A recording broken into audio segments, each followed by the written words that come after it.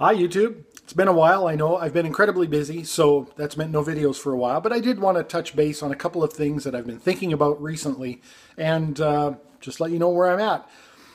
As many of you know, I live in Canada and we just recently had a federal election, and I wanted to comment a little bit on that. I find it incredibly frightening that an entire country would vote in a federal election basically as a referendum on a single individual. This is frightening to me for several reasons. One is a lot of people expressed the desire and the sentiment that they wanted to get rid of Stephen Harper, the leader of the Conservative Party and our Prime Minister for the last number of years. And a lot of people actually voted strategically in order to accomplish this. Many of the Conservative volunteers and even some of the people running for different regional office have actually reported that when they went door to door talking to individual citizens, many of the people that they talked to, in fact most of them, resonated with a lot of conservative principles, balanced budgets and responsible fiscal spending and that sort of thing. But they were just hell-bent on getting rid of Stephen Harper. And I think a lot of people sacrificed in some ways, maybe even their ideals, in order to make that happen. They had such a distaste for Stephen Harper that they were willing to do that. And there is some evidence that there has been some strategic voting in that regard. In other words, various agencies running the data in different regions to determine which of the opposition parties a person would need to vote for to ensure shutting out Stephen Harper. And that's incredibly frightening to me, that people would actually sacrifice their ideals just as a referendum on a single individual. And the reason is the second point that I'll make, and that is that tells me potentially that a single individual has far too much power in our current political system. And that may actually come to pass with the new Liberal government as well. We may see a single individual instituting a lot of changes that may or may not be reflective of the will of the country. And I mean, we'll just have to wait and see about that, of course. And my biggest hope, because I have some concerns about our newly elected Prime Minister, my biggest hope is that I'm completely wrong and that it's going to be sunshine and roses. And I will be the first person to be thankful and public about the fact that I was wrong. We'll see how that pans out. But to me, it's just very frightening that an entire country would vote as a referendum on one person. And that's just further evidence in my mind that the system is broken. The other thing I wanted to talk about is related to a Google Plus post that I put up last week or the week before, in which I said, for someone to tell me that they can know how I view women based on my gender is sexist.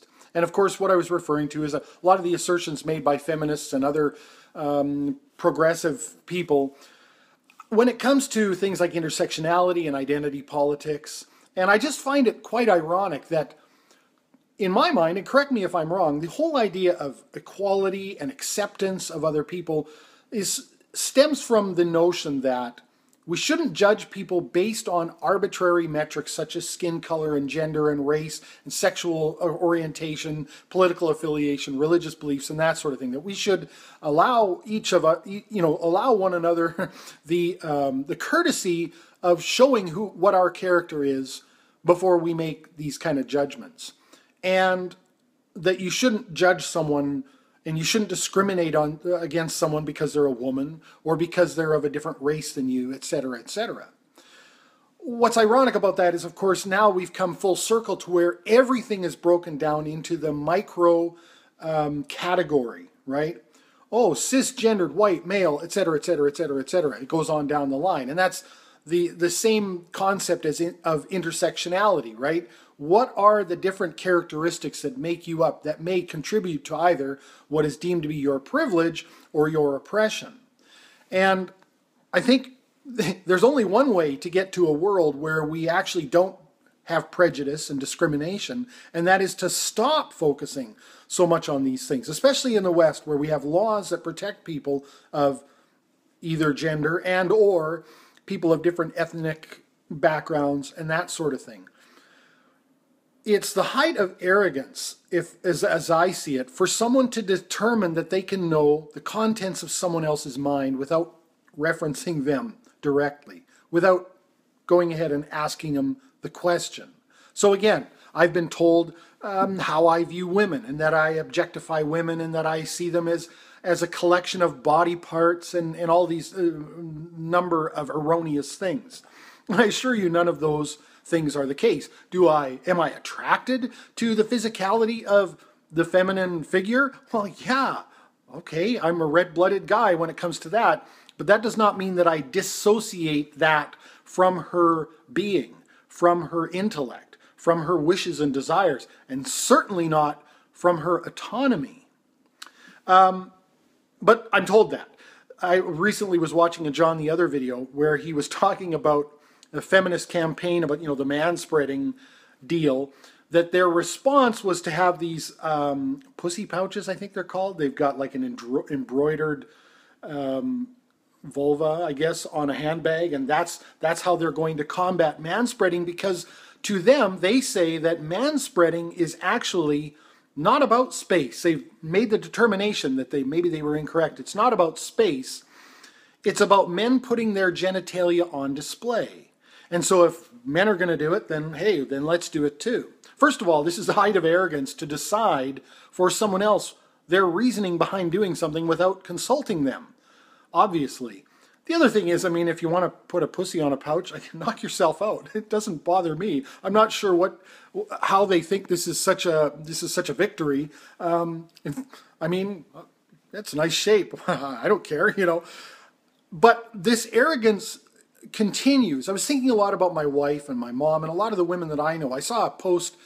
Geez, I wish I could remember who posted it, but it was a comment under a YouTube video somewhere where someone said, I'm paraphrasing here, these people don't represent most women, meaning modern feminists. The majority of women I know are too busy getting stuff done. They're too busy raising their families. They're too busy in their high-powered jobs, if that's what they do. They're too busy with their own desires and goals and dreams and hobbies and whatever else. And I think the person also mentioned something in there about women raising children and being homemakers is not something to be frowned upon. That this is, if that's their choice, that's their choice.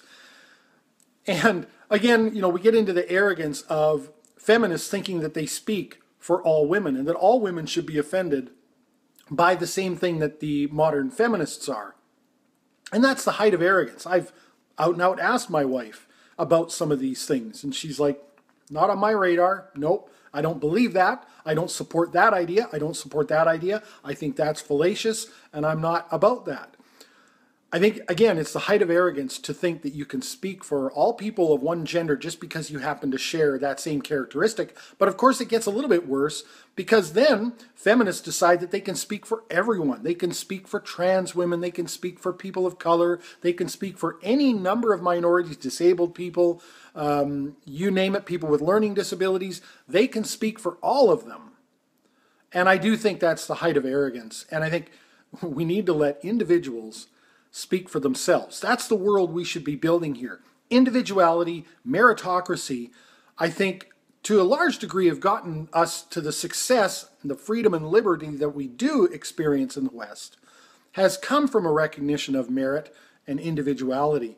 And we've had to, it's been a fight. I'm not saying that it's existed all along. It's been a fight, but we need to get there. We need to get to the point where individuals are what we cherish, are what we rise up, and not groups.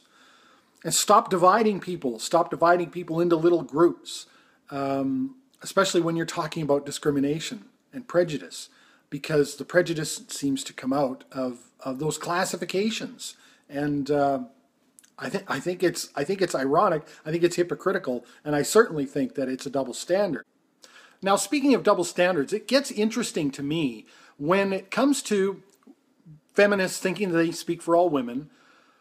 There's a bit of a disconnect when it comes to women in other countries, in particular in the Middle East. And Germaine Greer is kind of famous for giving all of that a pass. So when we talk about a lot of the things that happen to women in the Middle East, the oppression, the clear and obvious oppression that exists there, the rape culture that actually exists there, the fact that a woman could be stoned to death for having suffered a rape is pretty horrific. Also, face coverings and other things that are controversial to anyone who would want to talk about a person's individual rights and freedoms. The feminists, at least of her ilk, of Germaine Greer's ilk, they step away from that by saying, who are we to say that we can know that that's not their will, that that's an anti-feminist thing to do, to assume that you know better for those women than they know for themselves. And it's very interesting to me that they don't extend that same courtesy to the arguably far more free and autonomous women in their own civilization, their own countries, their own cultures, right? And I'm not sure why the disconnect is there. If they're afraid to speak out against Islam and the oppressive regimes that exist in some of these countries, or if it's just too much hard work, or if they really, but it seems to me there's got to be some sort of a disconnect up here to say that we speak for all these women over here, but we can't, how dare us be so arrogant as to speak for those women over there. The last thing that I want to say, I'm going to circle back to the recent Canadian election, and I'll wrap this up. And I find it interesting, many of the conservative attack ads on Justin Trudeau and the Liberals have been parodies of a little discussion where people are talking about him as though he were a candidate, almost like he was applying for a job, and they were going over his resume. And they say, you know, he's just not ready. That was the punchline to all of these ads. He's just not ready. He's just not ready. He's just not ready. And I find it interesting. And I mean, you know, a lot of this comes down to celebration, and people are being, you know, they're very exhilarated by the victory. The people who support Justin Trudeau and the Liberals saying, I guess he's ready after all, huh? You know, and that's been, I've seen it all over my Facebook. It's been on CBC Radio. Everybody's saying, I guess he was ready after all. And I find this to be very irrational because who knows if he's ready, right? The proof is in the pudding. And so we're going to find out if he's ready. Unfortunately, the whole country might be the guinea pig in this test to see if he's ready or not. But it's a little bit irrational to say, see, he was ready, as though he's accomplished anything. The people of Canada have kind of accomplished something in electing him, whether it's good or bad, but he hasn't proven anything yet. And so I guess we'll wait and see. Thanks as always for watching. Let me know what you think in the comments below. Have a good day.